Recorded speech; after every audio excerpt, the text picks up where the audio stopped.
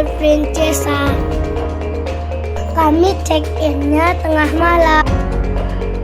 Hotel ini temanya princess. Kami pilih kamar yang Elsa. Hotel Princesa ada di dekat Gor Padang. Pagi-paginya ada car free day.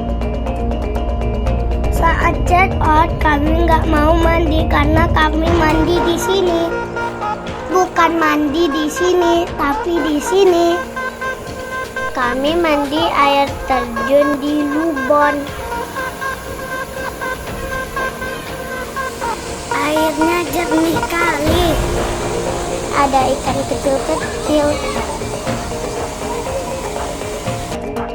Kami makan siang di Ampera Sawah 9.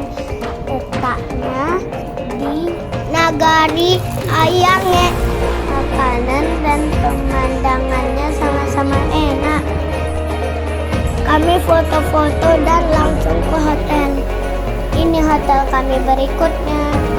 Murah meriah cuy.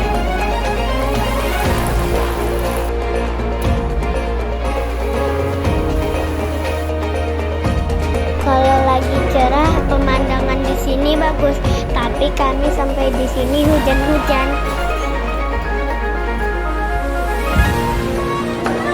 Setelah istirahat semalam, kami lanjut ke Payakumbuh makan cookies. Makanan di sini cocok sama selera kakak. Setelah kenyang, kami pulang ke Pekanbaru. Dadah!